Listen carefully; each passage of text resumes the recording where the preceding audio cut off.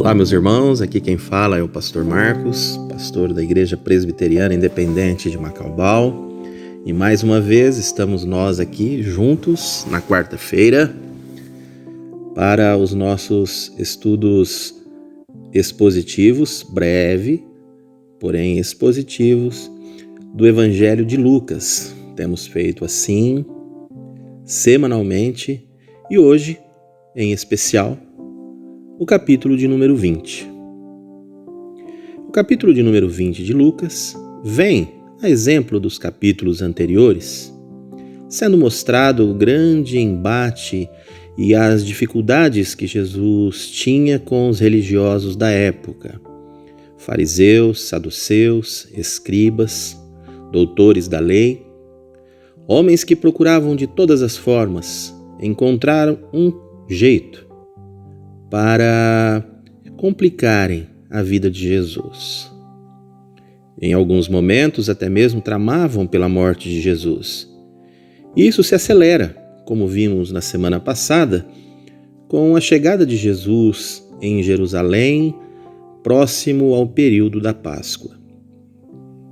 Aqui no capítulo de número 20, alguns outros embates entre Jesus e esses religiosos acontecem. Jesus profere uma parábola muito autoexplicativa a respeito do futuro desse povo de dura cerviz, de coração duro, para a chegada de Jesus como Cristo, como Messias. Trata também da questão dos impostos e, por fim, trabalha a questão da sua vinda como Messias. Por ser um capítulo e um texto muito autoexplicativo, hoje de maneira especial quero apenas ler para vocês todo o capítulo, versículo por versículo, traduzido em versos poéticos por Lindolfo Weingartner, que escreveu esse Evangelho segundo Lucas em verso e editado pela editora Sinodal. Vamos à leitura.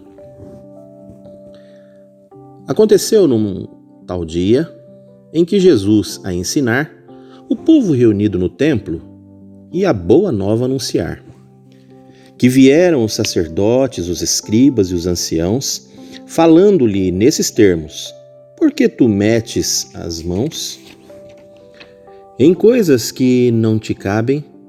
Quem te autorizou a assumir semelhante postura no templo e as nossas leis agredir? Respondeu-lhes Jesus: ouvi antes o que lhes pergunto eu. O batismo de João, veio ele da terra ou veio do céu? Aí ficaram pensando. Se respondermos do céu, dirá: por que então não crestes aceitando o batismo seu? Se ao contrário dissermos dos homens, o povo nos vai massacrar, pois todos o têm por profeta que Deus lhes foi enviar. Disseram então: não sabemos quem foi que a João enviou. Disse o mestre: tampouco vos digo quem é que me autorizou. Certo dia Jesus, vendo o povo, por parábola lhes falou: um homem plantou uma vinha que a viticultores confiou. Depois partiu em viagem com destino a distante país, no qual, por tempo mais longo, viver e agir ele quis. Pela época da colheita, resolveu um servo enviar, ao qual os viticultores deveriam contas prestar. Mas os viticultores rebeldes açoitaram o servidor, fazendo-o de mãos vazias voltar ao distante senhor. Este enviou outro servo, que também foram açoitar, fazendo-o voltar sem nada que pudesse ao senhor apresentar. E enviou o senhor um terceiro, que teve destino igual. Machucado e maltratado, fizeram-no fugir do vinhal. Disse então o dono da vinha: que mais poderei fazer? Mandarei meu filho amado, pois a estes vão obedecer. Entretanto, os viticultores, ao vê-lo, puseram-se a falar: vejam lá, é o herdeiro. Se o matarmos, é só herdar. E lançando-o fora da vinha, golpearam-no até morrer.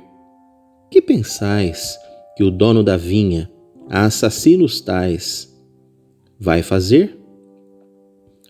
Virá à sua propriedade para os viticultores punir, entregando sua vinha a outros que melhor lhe forem servir. Ouvindo aquelas palavras, alguns dos ouvintes seus disseram contrariados: que não o permita Deus. Mas fixando neles os olhos, o Senhor lhes respondeu: que significa o que no saltério um homem de Deus escreveu? A pedra que os construtores tiveram por bem refutar, Deus, em sua mansão eterna, transformou em pedra angular?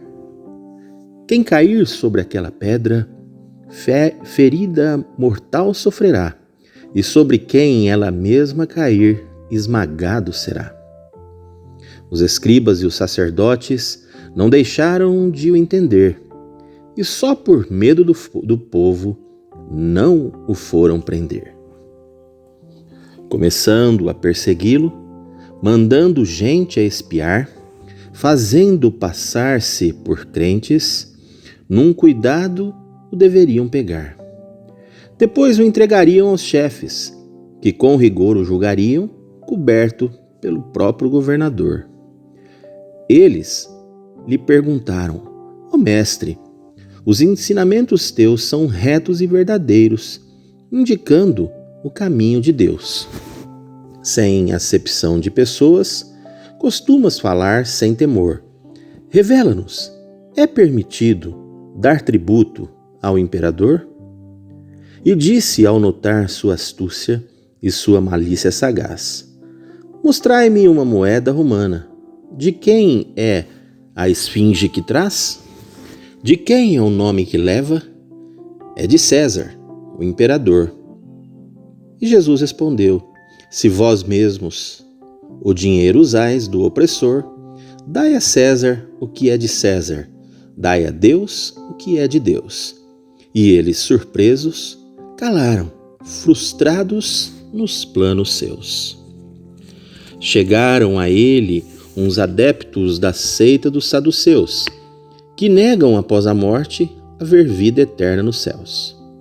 Submeteram-lhe um caso estranho. Ó mestre, Moisés ordenou: se um homem morrer sem filhos, vai casar com a mulher que deixou. O irmão que o sobrevive, assim poderá suscitar descendência ao falecido e a linhagem dele salvar. Ouça, 7 irmãos havia. O primeiro casou e morreu, sem ter gerado algum filho. Com o segundo, o mesmo se deu. Cada irmão casou com a viúva, e ao morrer, ao seguinte a deixou. Assim, se deu com 7. 7 vezes a mulher enviuvou. Finalmente, no fim da história, morreu também a mulher. Se há ressurreição dos mortos, no céu, com qual deles vai ficar? Jesus respondeu: neste mundo, eles casam e voltam a casar. No mundo dos ressurretos, esta ordem vai acabar.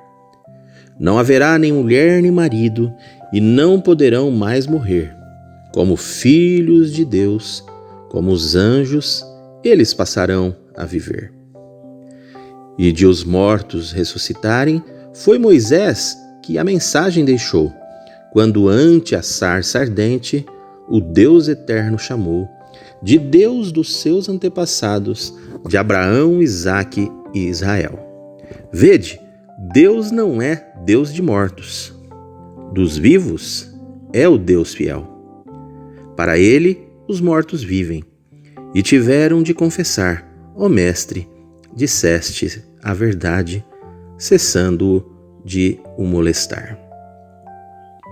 Jesus em seguida lhes disse: Como poderão afirmar que de Davi seja filho o Cristo que há de chegar? Diz o próprio Davi nos Salmos: O Senhor disse a meu Senhor: Senta-te à minha direita, até que eu venha impor teu reinado aos teus inimigos. Com isso podereis perceber, se Davi de Senhor o chama, como pode seu filho ser? Enquanto o povo escutava, Jesus os 12 ensinou. De abusos dos estudiosos das Escrituras falou: Tomai precaução dos escribas. Eles gostam de aparecer e, vestidos de longos trajes, honrarias vãs receber. Presidem nas sinagogas e em banquetes deixam jamais de ocupar os primeiros lugares e outras vaidades mais. Devorando as casas das viúvas, eles fazem de longa oração pretexto para a ganância, mais severo juiz terão. Que esta belíssima leitura poética do capítulo 20 do Evangelho de Lucas nos inspire na meditação e na busca por um relacionamento mais íntimo com Deus. Que assim possamos viver debaixo da paz do Senhor Jesus.